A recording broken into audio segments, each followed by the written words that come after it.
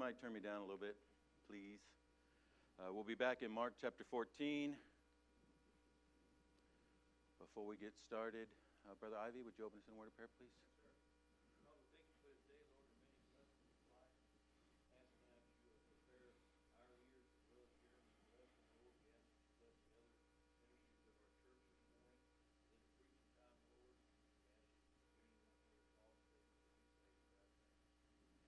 Mark chapter 14, familiar scriptures to most of us, as we've spent, 5 weeks or so in this chapter so far, hopefully more familiar than before. This morning we're leaving the garden scene, we're leaving the picture of the arrest, and we're going to move on. But before we do that, I do want to remind you, give me a little volume. Before we do that, I want to remind you that we're only talking about a few days. It's really a few hours since Jesus chose to ride in on a donkey, and they were shouting Hosanna. We're about to enter into a time frame where, Brother Marvin, it looks like, from this day to 3 days later, everything is falling apart. It's chaos, it's destruction, and what we have to remind ourselves is nothing is falling apart. This from the outside looks like a 3-year ministry that's now doomed, coming to an end, and everything is false and failing, but nothing is failing. In fact, what we have to remind ourselves is everything that is happening, there's a sense he made this happen. Okay, remember, he comes in, Hosanna, Hosanna. Okay, but he comes back, and Mom, what do you think happens after you kick him out of the temple? Is that going to be a nothing response? Did he not know there was going to be a response? Or how about the next day? What happens when you give a parable and they leave saying, he's talking about us? Justin, you think that's going to be a nothing response? Or okay, they show up. Here's the response. They show up with the Inquisition. To which he answers every question, not putting them in a good light. Is there going to be a nothing response? Judas is the perfect picture. It's obvious what the response is going to be. So he says, I got to beat feet and get out of here before, the obvious happens. So there is a point from the outside. From the Judas picture, everything's falling apart. But from the picture of the Messiah, the Creator, from the picture of the beginning of time, it's all happening just as he's orchestrated. So as we enter, now I do want to say this too.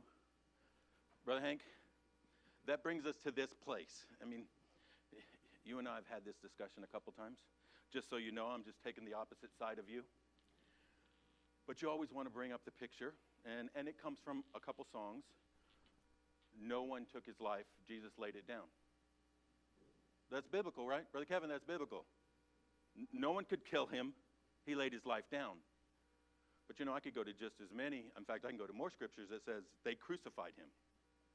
This is one of those crazy, yes, he's orchestrating it, but Justin, you can't take out man's choice in carrying it out. There's a two-part truth here. Yes, this is exactly as he planned, but man still had choice.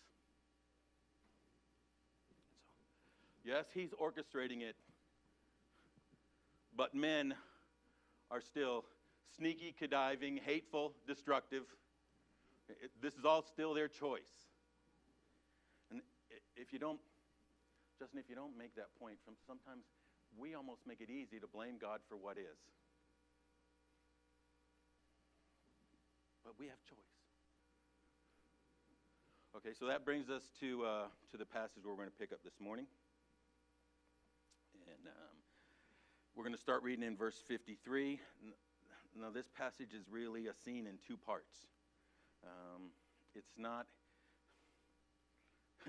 not exactly a trial. Brother Ivy, if you look, in fact, in your Bible, it might have like the little heading, it'll say, this is the trial of Jesus. But it's not really a trial, because Brandon, in a trial, you're trying to find out what is truth. You're trying to make a decision. But they weren't trying to find out anything. They're not trying to find out if he was who he claimed to be. They're not examining anything. In fact, we'll get to a verse this morning that tells you the decision was already made up. He was already found guilty, and they found him guilty. They already had his sentence. He's guilty. He's going to die. What they don't have is a charge. So let's fabricate a charge that will accomplish what we've already decided is the facts. That's not a trial. That's as corrupt as you can get. So, but there is another side where, it's happening in kind of a court trial sentence, and that is extremely dramatic.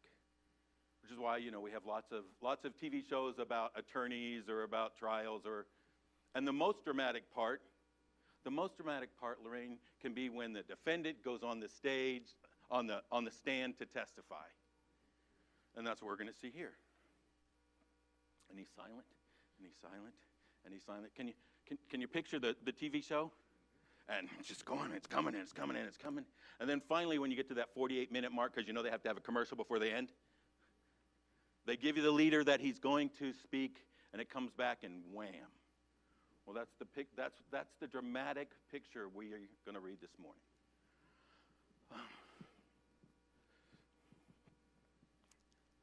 Now, what's going to happen, however, and I want you to see it this way. I want you to see it as the confrontation, or that's not a good word, as the conspiracy, because it's really not. They're confronting him in a trial. It's a conspiracy. It's a plot. So we'll see that part. But then there's a declaration, and that's what happens when he speaks. There's a confession. The Christ gives a confession, gives a testimony of who he is. And so this passage really plays out in those two parts. Mark chapter 14. Oh, and you'll see the response to that. The courtroom erupts. And again, Justin, that's why you have to picture it this way. This is the courtroom setting. This is the prim and the proper, the wealthy and the intelligent. But when he finally speaks, they become the worst of the worst. The barroom brawl, the hate and antagonism and lack of control is evident because of his response. Mark chapter 14, verse 53. And they led Jesus away to the high priest, and with him were assembled all the chief priests and the elders and the scribes. And Peter followed him afar off, even into the palace of the high priest. And he sat with the servants and warmed himself at the fire. So he kind of goes inside those inner walls, but he's still outside in the courtroom. And the chief priests and all the council sought for witnesses against Jesus to put him to death and found none. Two things there. Notice again, Aaron, notice. They sought for witnesses against Jesus to put him to death. Already determined. He's guilty. He's going to die. Let's find people who can help us accomplish this. No trial. Let's just find a way to make this happen. But then they sought for witnesses. How do you do this? What? You go down to the market. There's a big sign, witnesses against Jesus. How do you roll this up? And it was done in such a quick period of time.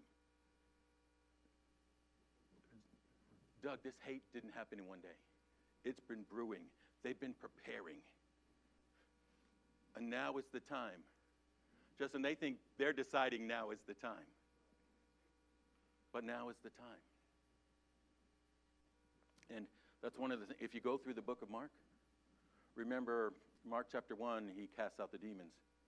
The demon says, "Thou Holy One." Remember what he tells him? Shh. Says, "Hold thy peace." Because it's not time. All through the book of Mark, there's opportunities. What does he tell Peter in chapter 8? Who do you say that I am? Thou art the Christ. Tells him, psh, psh. Not time.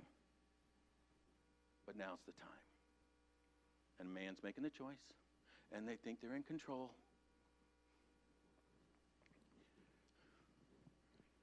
Anyway, so they've found their fabricated witnesses to put him to death. For many bear false witness against him, but their witness agreed not together. Well, Jewish law, you have to have two witnesses, and they have to agree. If they don't agree, Brother Mike, trial's over. At that point, it's over. You go no further. Witness 1, witness 2, they don't agree. It's done. The fact that this is still going on, the fact that they bring up another one or another one or another one, because they're just trying to find, it's so unlawful. In every aspect, this is not a trial. This is a lynching. They're trying to justify mob violence. They're trying to find a charge that they can throw to the Romans. And Doug, here's a truth you know as principal. If you bring a couple kids in there and they all have the same story, they're probably telling you the truth. Because if they're all trying to have a lie, it's really hard to get a whole bunch of people to agree on every part of the lie. Because we all just think differently. And they're bringing them up and they're all just lying. And they don't agree. And the trial should be done. But that doesn't accomplish what they want. And there arose certain and bare false witness against him, saying, we heard him say, I will destroy this temple that is made with hands, and within 3 days I will build another made without hands. Now this is seen in John chapter 2, verse 19. He does not say, I will destroy. He does say, I'll build it back up. Okay, so Justin, they think they got something here. Okay, you know what they think? Now, this is kind of a play on our times, but it really is the truth. They think Jesus, they're going to accuse him of trying to start an insurrection. That really is what this is. They got something they could go to Rome with. This is treasonous. This is, you know what he is? He's coming in here to cause the destruction of our society. That's what he's doing. He's going to disturb the peace. He's trying to get other people to do this. He's calling for the destruction. He never called for the destruction. He predicted the destruction. And it was destroyed. And when he says, tear down this temple, he says, you're going to tear down the temple. Brother Hank, well, he stepped out. Mrs. Hank, make sure you tell him back to Jesus is holding them accountable for their decision. Man has a part. You're going to destroy this temple, and I will build it back up. So, it's nothing that he said. And the high priest stood up in the midst and asked Jesus, saying, answerest thou nothing? You got to give me something. Give me something I can attack. But he held his peace and answered nothing. Again the high priest asked him and said unto him, art thou the Christ, the Son of the Blessed?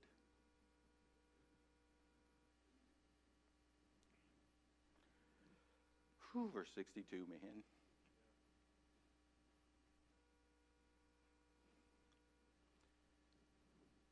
All of this drama, all of this trial, all of this hate, all of this attack, all of this silence, all of this buildup, Brother Mike. And he opens his mouth and he says, I am. Now, I don't believe they were asking him, do you think you're God? Here. Doc, I believe from the beginning of time, God always expected and planned for the Messiah to be God incarnate. But they didn't realize that. We, Ms. Paula, we get to look at it because we have the whole picture.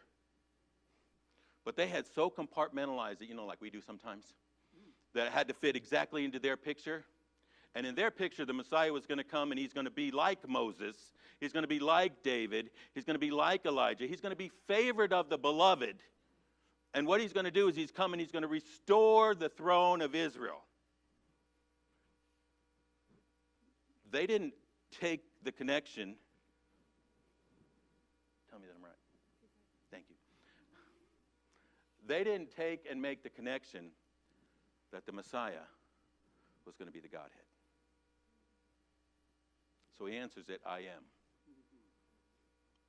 That's enough for us because we have the whole picture. But in case they miss the whole picture, he says, I am the Messiah. But I am not the Messiah like you think. Let me tell you who I am. This Messiah is going to be the Son of Man. That's his claim.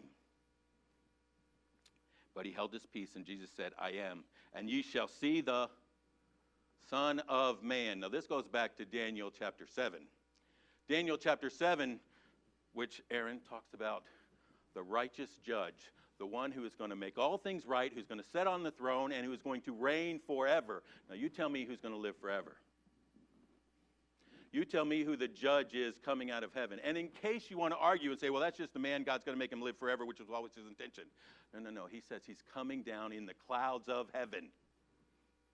The clouds of heaven are not the clouds that we see, filled with water. The clouds of heaven are the Shekinah glory of God, the very glory of God, God incarnate, his very being.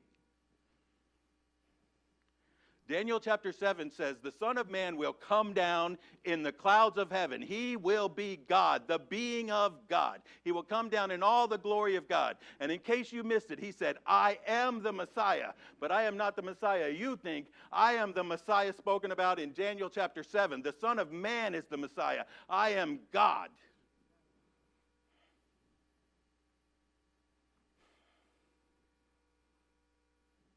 And that brings a response.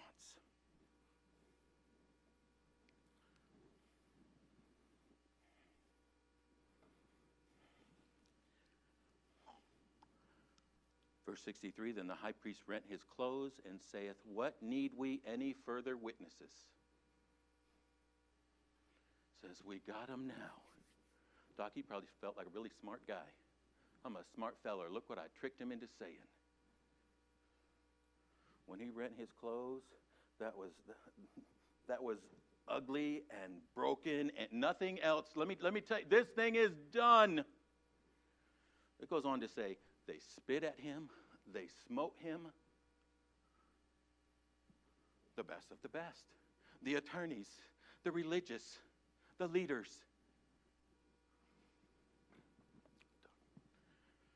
One of the ugliest sounds in all the world is a male fist hitting a male jaw. If you have ever punched somebody, that is not a sound you'll forget. I'm not talking about little brothers going. I'm talking about trying to do damage to another human being. And the best of the best, the leaders, the one who are going to show you this is how you're supposed to respond and react, rearing back and punching him. They blindfolded him. They mocked him.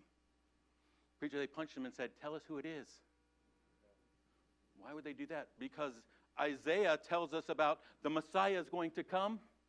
And when he comes, he won't have to rule with sight, and he won't have to rule with his ears. He'll be able to tell what's going on using his other senses. So they took those senses away, and they said, who did it? You're the I am. They mocked him, and they beat him, and they spit on him. This is not a trial.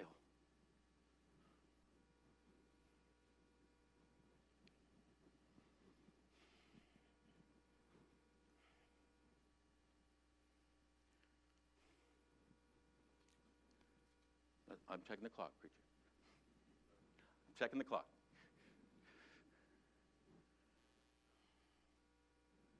In some ways, I think their reaction is more authentic and true than many people who come to church, than many people who will be in church today.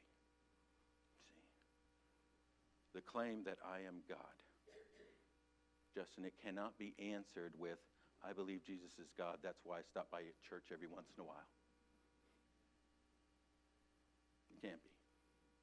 It can't be. That's why I pray on Christmas and Easter. Only three things make sense. And they picked one. When he says, I am God, it should bring about a hatred, an attack. Doc, you've witnessed to people, and all they want to do is belittle and destroy and tear down. While I disagree, at least I can understand that. Then there are others who, in their fear, just don't want to They have no plan to submit. So they just don't want to acknowledge. They just don't want to look at it. Makes them run and hide and ignore, and they just keep busy, and they find reasons so it's not a decision that they have to make. They don't have to make a conclusion. They spend all their time fighting against other little things. I can understand not wanting to look at it. Preacher, I've never watched The Passion. I don't want to look at it. I can understand not wanting to look at it.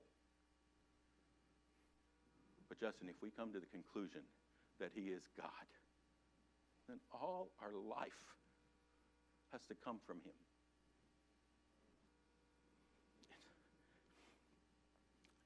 It revolves around him.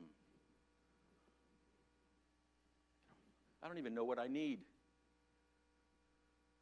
Brother Hank, you know who knows what I need? He knows what I need. I don't even know what questions to ask. You know what questions I have to ask? He gave me questions to ask. You know who has the answers for my questions? He even gave me those. He gave me a guide to help me understand the questions and the answers. Everything in my life is to revolve around him, or it makes no sense. About every 2 months, you remind us that the Christians were first called children of the way. He is our way of life. And when we dwindle that down to something else, we're falling into the same place of those right now we would look at and say, oh, they're so bad.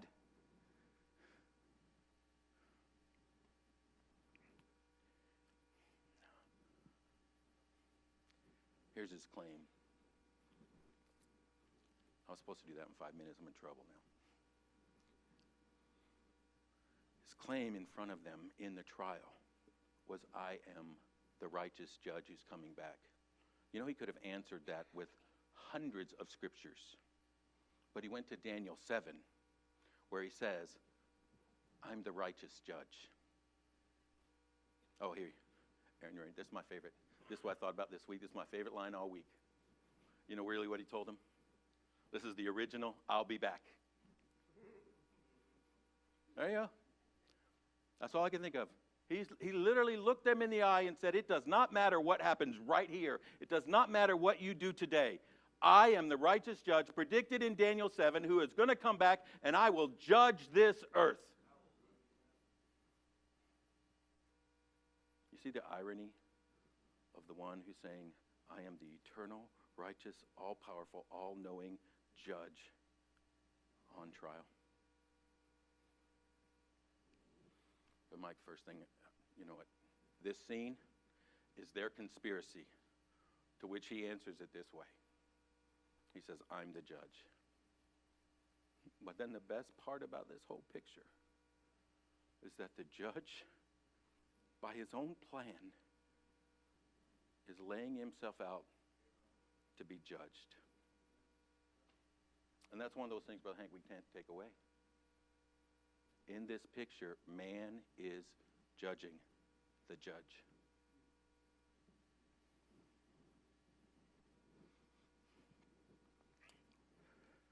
He says, I'm the righteous judge.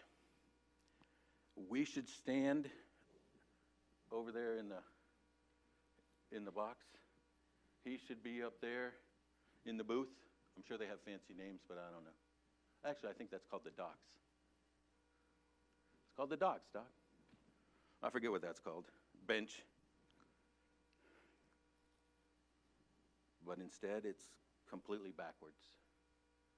My Brother Kevin, I really struggled with this until I remembered this is not the first place this happened in Scripture. This happens in Exodus chapter 17. Exodus chapter 17 is Exodus 17 is a very important passage for me. The first sermon I ever preached, it was less than 15 minutes.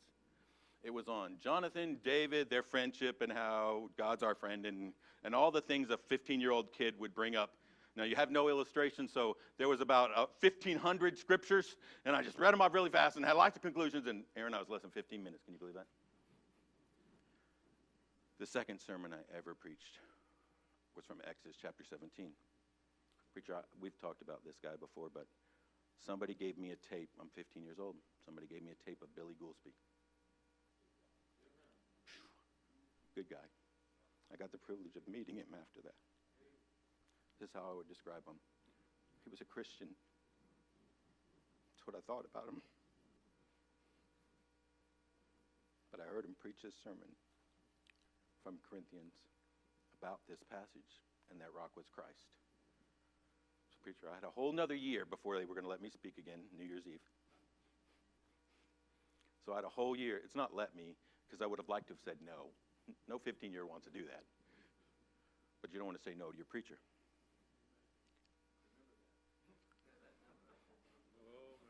Sometimes you want to do the middle thing and just ignore him and run away and hide. So I had a whole year to prepare. I spent all year studying Exodus chapter 17. Doc, I thought I was smart. I had it all rolled out. I had my jokes written in there. They were just as bad then as if I try one now. And I was probably about 30 minutes. It was like perfect. Everybody was happy. I remember all the pats on the back. Whew, thought I pulled it off. And somewhere in there, I got this guy's name. I actually, Angie will tell you this is true. The boys will tell you I've made them look these notes up. I have these notes. You keep those things. That was a lot of work back there. That's like my term paper. To me, that was my PhD. So I pulled him out and I looked him up. And after that, I looked up this guy. His name is Edmund Clowney. And Doc, I mean, I'm telling you, 15, I thought I had this down. Thank you, Lord, for touching your people through me. I know everything we said was exactly the way it's supposed to be. You know how arrogant a 15-year-old can be, Aaron. So then I looked up Edmund Clowney, which was not so easy as it is today. Now you go Edmund Clowney. And I found a little pamphlet by Edmund Clowney. Edmund Clowney is a Presbyterian minister, and he preached a sermon that was called God on Trial. So I studied this pamphlet, and I decided that I knew nothing about Exodus chapter 17. Because in studying Exodus 17, I missed this fact that was a trial. Exodus 17. We all know this. As soon as we start to talk about it, you're going to say, oh yeah, I know that story. Israelites were out there in the wilderness, coincidentally called the wilderness of sin.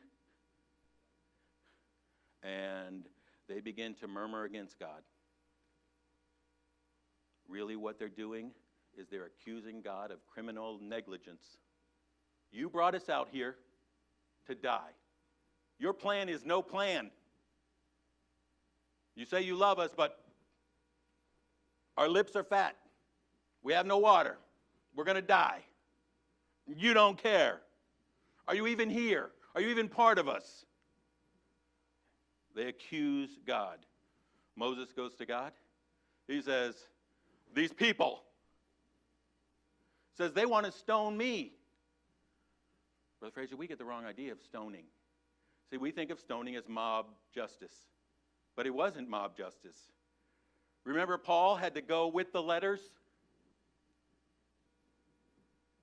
Stoning was a criminal justice. It was given because you had been accused and found guilty of a crime. Yes, but everybody was involved. They would have the whole community. Because they don't want you getting mad at me because I do it. Everybody does it. So Moses says, God, they're accusing you, and they've already found me guilty. So God says, you gather them all together, bring them to the rock, and bring the rod. The rod of justice. Going to have a trial. God's going to get these people who are accusing him. He's going to deal with them. Right up to the point that he says, and I'm going to stand on the rock. Doc, he's not putting them on trial.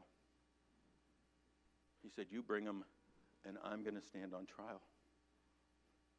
And then he tells Moses, you take the rod, and you smite the rock. Amen.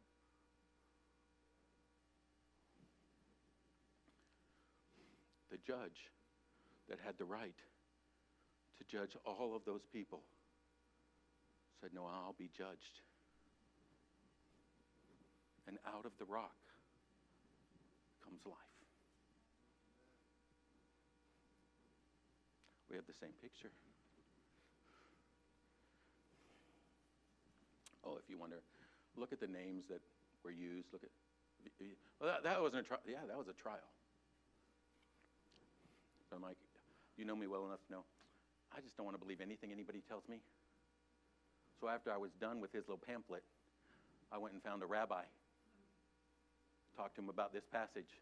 I was actually working for a roofing company, and we were redoing a Jewish synagogue.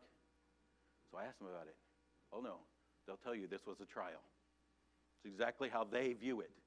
I just was a dummy. That happens when we get arrogant.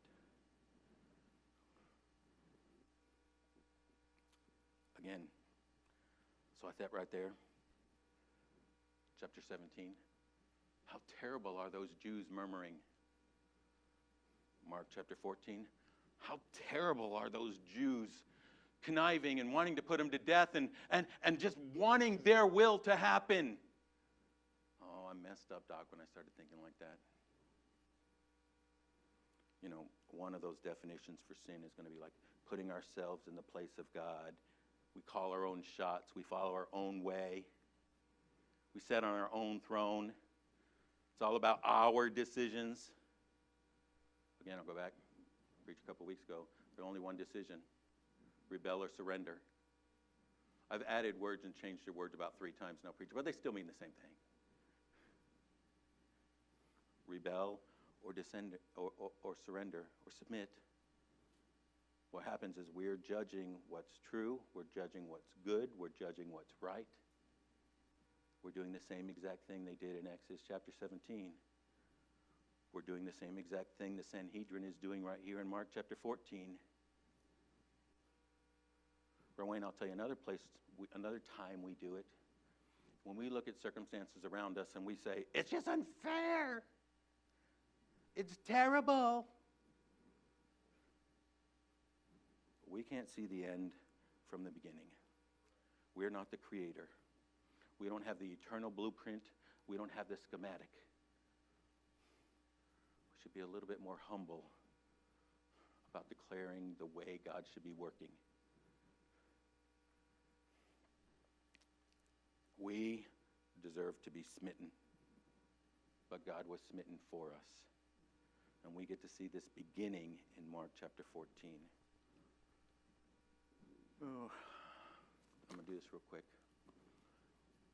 Preacher, when I read that pamphlet by the Presbyterian minister, he used this illustration. I remember this illustration from when I was in 8th grade. That's why it made such a big impression on me. When I was in 8th grade, second half of the year, my dad got transferred to Germany, Heidelberg, Germany. I had an English teacher who was German. His name was Mr. Dugan. I always made fun of that. My English teacher was a German. He was prim, proper, older guy, getting ready to retire, had lived through the war, and never really spoke politics or anything like that. I mean, he was just like hard to do. I made fun of him all the time. But I remember he did this. He made us read and study a play that was written by Gunter Ruderorn. Okay? It was called The Sign of Jonah in 9 Scenes. If you want to look at it, you can find it, you can download it. He was a Lutheran minister, and he wrote this right after the war. Germany had a problem right after the war. 6 million Jews were killed. Okay, this had to be somebody's fault. There was a big problem. Who do you blame? Who do you hold accountable? Okay. Your neighbor's now not there. The store you used to go to was destroyed. You watched this happen for 4 years. There was a huge internal struggle. You can picture how that could happen. You know that your best friend growing up was taken and murdered, and what did you do? So, in this struggle, he wrote this play. Here it is. The play kind of started out, and I don't remember it exactly, but it kind of started out introducing these people, and you had this play up on the front, and it talked about a little bit about the Holocaust, and then people went out into the audience. And there was a businessman out in the audience. Who would you blame? Is it your fault? Well, it's not my fault. You see, I spent all my time during that time trying to handle the logistics of my business, because the trains were always tied up and busy. Well, you know why they were tied up and busy. Because they were putting 6 million people on and I'm sending somewhere, and it was tying up the rails. They were always busy. I couldn't get my steel to the right place. So he went and found a mother. Said, no, you see, I was just trying to figure out a way that our home could live on the rations. Then there was a soldier. There was a soldier. It's your fault? You know what a soldier's going to say? I was just following orders. So it goes through all of this until finally somebody has to be at fault. Well, I was just doing what the higher up said. Well, preacher, if you take it higher up and higher up and higher up, guess who the highest up is? So this play takes it to the place where they put God on trial. Brother Gardner, when they put him on trial, you know what's really easy for them to do? Find him guilty. And I looked this up to make sure I said it right. When they find him guilty, he was indicted, condemned, and his sentence was to become homeless, to suffer every agony that man would suffer on earth, and then to die. Now, Doc, remember, this was written by a Lutheran minister. So in this, he takes the time to point out, from the incarnate man's life, they are freed from guilt.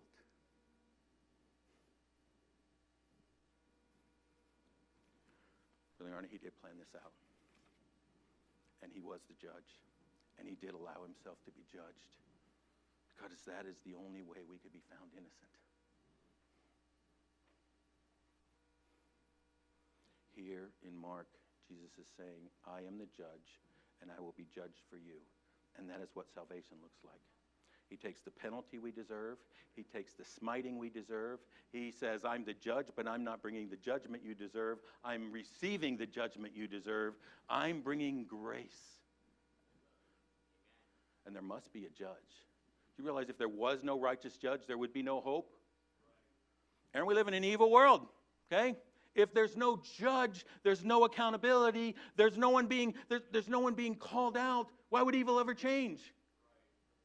In fact, the only way to exist is to get more power, and you get that by being more and more evil, and it just continues and it continues. Power over is the only way.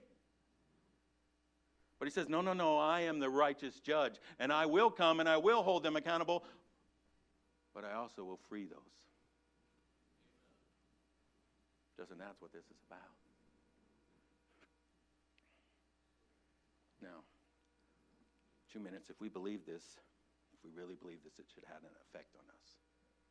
Doug, angry, ignoring, or worshiping, one of the effects it should have is we should not sit in judgment over others. Can we look at those who disagree with us, who live differently than us, and see them as equals?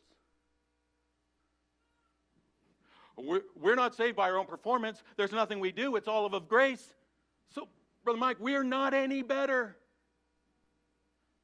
We should be able to look at anyone in any situation as our equal. It's God who makes me different. Second, we should be able to forgive. Well, I'm not bitter, Brother Jeremy. I'm not bitter. I just think that they should get what they have coming to them. That's the very definition of malice, which is always in the bad list. And it assumes you know what they deserve. We don't know the end from the beginning. We don't know why they are who they are, what they've gone through, or where they're going to end up.